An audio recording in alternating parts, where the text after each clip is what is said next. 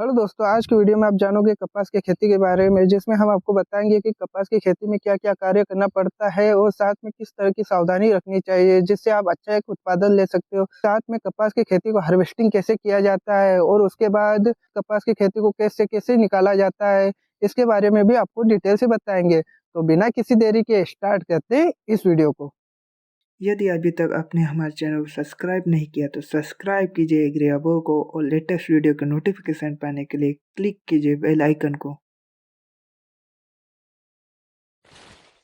Hello दोस्तों, कपास की खेती करने से पहले खेत को पूरी तरह से तैयार किया जाता है। उसके बाद इसमें सिंचाई के लिए नालियां बनाई जाती है, जिन्हें हमारे यहाँ ढाल बोलते हैं। और इसके बाद जैसे ही सिंचाई की जाती है, सिंचाई करने के बाद इसमें कपास के बीज लगाए जाते हैं। कपास के बीज पर्टिकुलर डिस्टेंस में लगाने के लिए एक रस्सी का सहारा लिया जाता है, जैसे कि आपने पहले देखा। उस रस्सी को दोनों ओर से अच्छी तरह से खींच लिया जाता है, जिससे उसके बीच में किसी तरह के झोल ना हो और कपास अच्छी प्रॉपर डिस्टेंस में लगे। इसके बाद जो आप रस्सी देख रहे हो, उसमें पर्टिकुलर डिस्टेंस में फ्लैग लगे हुए हैं, जिन्हें फुंदे बोलते हैं।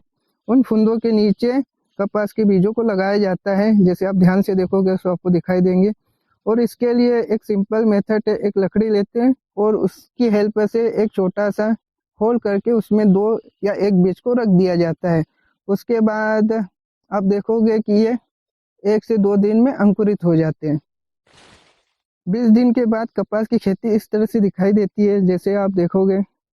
तो ये मैंने आपको बताया था कि रस्सी की हेल्प से जो फ्लैग लगे रहते हैं रस्सी में, उसकी हेल्प से इस तरह कपास को बोया गया है, जो कि एक प्रॉपर डिस्टेंस में है, जिससे लाइन से लाइन की एक प्रॉपर डिस्टेंस है और पौधे से पौधे की एक प्रॉपर डिस्टेंस है। इससे क्या फायदा होता है ये आप आगे देखोगे। इसके बाद जैसे ही 25 से 30 दिन हुआ, इसके बाद आप देखोगे इस तरह से खरपतवार आ गई है पूरे खेत में, क्योंकि यहाँ बारिश कंटिन्यू हो रही है और ये बारिश में कपास को लगाया गया है। तो इसके बाद इस खरपतवार को निकालने के लिए बैलों की हेल्प ली जाती है। जैसे कि मैंने बताया था कि लाइन से लाइन की प्रॉपर डिस्टेंस और पौधे की पौधे से प्रॉपर डिस्टेंस होने से आप बैलों की हेल्प से खरपतवार को निकाल सकते हो। जैसे कि ये किसान भाई बैलों की हेल्प से खरपतवार को निकाल रहे हैं और उसमें कुछ ज़्यादा प्रॉब्लम नहीं आती। इस तरह से ये हॉरिजॉन्टल और वर्टिकल दोनों तरह से खरपतवार को आसानी से निकालते हैं, जिससे जो मजदूरों की मेहनत भी बचती है और साथ में किसान के पैसे भी बचते हैं।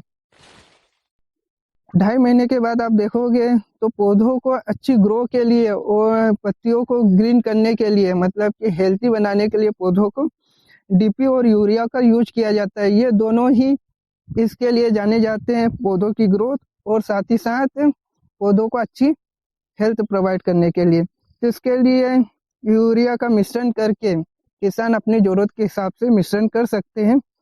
और इसको आपको किस तरह से पौधों में डालना चाहिए आप देख सकते हो। किसान भाई ने 2 टोकरी ली है, उसमें खाद का मिश्रण रखा है।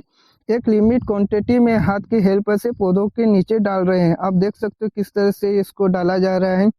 इससे पौधे जैसे ही इसको ग्रहण करेंगे, पौधों में एक ग्रोथ आएगी और साथ में साथ वो अच्छी तरह से हरे भरे हो जाएंगे। तो आप देख सकते हो इस तरह से खाद को डाला जाता है। कम से कम 3 महीने के बाद कपास का पौधा कपास को निकालना चालू कर देता है। आप कह सकते हो कपास की हार्वेस्टिंग चालू हो जाती है। और इस कपास को पौधे से कैसे निकाला जाता है ये इस वीडियो में आप देख रहे हो। इसके लिए किसान भाई क्या करते हैं कि एक साड़ी या पुराना किस तरह का कपड़ा अपनी पीठ में बांध लेते हैं, जैसे कि इस किसान भाई ने किया है। कपास की जो रुई रहती है, जो फूल रहता है, उसमें से पूरे कपास को आप निकाल सकते हो और इस तरह से पीछे रख सकते हो। ऐसे ही अन्य किसान भाई भी इस पूरे खेत में कपास को निकाल रहे हैं और कम से कम ये 3 कुंटल के लगभग एवरेज दे सकता है इस समय में, मैंने किसानों से सुना है।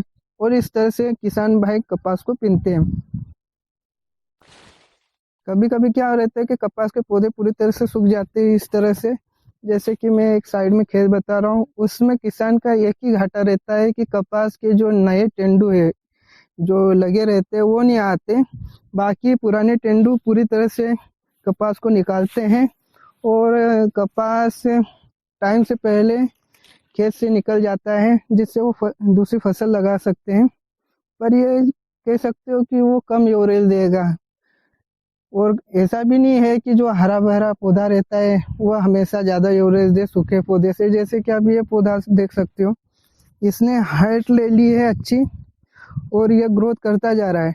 पर इससे क्या रहता है, किसान को ड्रॉबैक कि यह ग्रोथ पौधा लेता जाएगा पर जो इसके जो गोलियां हैं उससे कपास नहीं निकलेगा, क्योंकि उन टेंडियों में पूरी तरह से पोषक तत्व नहीं जा रहे हैं और सूर्य की एक अच्छी रोशनी नहीं ले पा रहे हैं जिससे वो अच्छे से कपास को निकाल सके। इस तरह से ड्रॉबैक दोनों में रहते हैं। कपास की एक प्रॉपर ग्रोथ होना चाहिए जिससे आपको एक अच्छा यूरेज मिले, ना तो ज़्यादा हाइट होनी चाहिए, ना कपास ने ज़्यादा सूखना चाहिए। इस तरह से आप देख सकते हो पूरे कपास लगा हुआ है और इसको हार्वेस्टिंग कैसे करते हैं मैं आगे आपको बताता हूँ। अब इसके बाद जैसे ही कपास हार्वेस्टिंग हो जाता है, ट्रैक्टर में एक पुट्टी मशीन आती है जिसको थ्रेशर भी बोल सकते हो, उसकी हेल्प से इस तरह से कपास को पीस लिया जाता है। इससे 2 से 3 फायदे होते हैं। पहला तो कपास का पौधा पूरा तरह से पीस जाता है जिससे आपको मजदूरों की हेल्प नहीं लगती, और पिसे हुए जो छोटे छोटे टुकड़े हैं वो 1 से 2 महीने में सड़ के खाद का रूप ले लेते हो और इससे आप मजदूरों से जल्दी खेत से पूरे कपास को निकाल सकते हो। मतलब कि ये एक किसान के लिए फायदेमंद सौदा है यदि उसको जल्दी से जल्दी कोई दूसरी फसल लगानी हो और यदि उसको खाद के रूप में जो पौधे बचे हैं उसको यूज करना हो। तो इस वीडियो में यहीं तक, अब मिलते हैं नेक्स्ट वीडियो में, तब तक के लिए अलविदा।